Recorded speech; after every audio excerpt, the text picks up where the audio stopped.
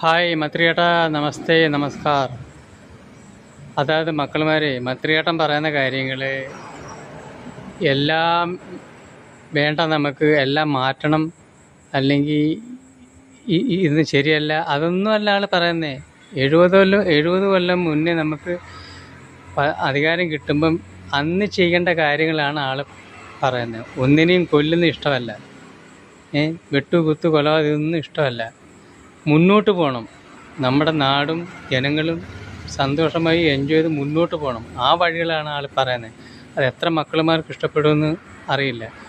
മന്ത്രിയേട്ടന് ഒരാളും തെറ്റ് പറയും കുറ്റം പറഞ്ഞിട്ട് ആരെയും മന്ത്രിയേട്ടൻ അവൻ ആക്ഷേപിക്കുന്നില്ല. ഒരാളെ പോലും മന്ത്രിയേട്ടൻ ആക്ഷേപിക്കുന്നില്ല. നമ്മുടെ നാട്ടിൽ അന്ന് മുതലേ ചെയ്യേണ്ട കാര്യമായിരുന്നു ആൾ പറയുന്നത്. അതിനിപ്പോൾ പറ്റില്ല, എല്ലാം പറഞ്ഞു കഴിഞ്ഞ്. അതിന് ആളോട് ദേഷ്യം പിടിച്ചിട്ടോ ഒന്നും കാര്യമില്ല.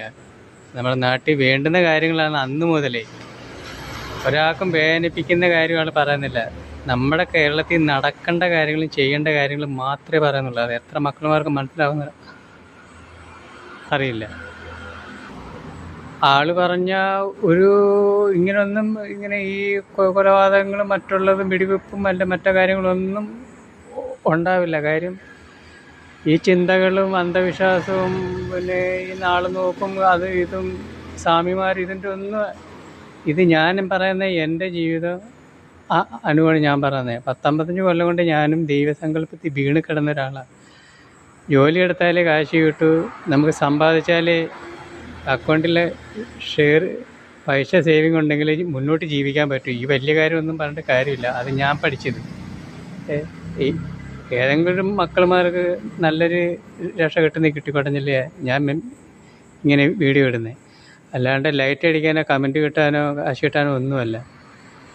നമ്മളൊരു ഇന്ത്യൻ പൗരൻ, സാധാരണ കുടുംബത്തിലുള്ള മക്കളുമാർ കഷ്ടപ്പെടുന്നതും ഓരോ വെട്ടിലും കുത്തിലും പോകുന്നതും നശിക്കുന്നതും കാണുമ്പോൾ നമ്മൾ നമ്മുടെ ആശയം അനുസരിച്ച് നിയമ സംവിധാനങ്ങൾക്ക് നാടിനും ബുദ്ധിമുട്ടില്ലാത്ത ഇടുന്നത്.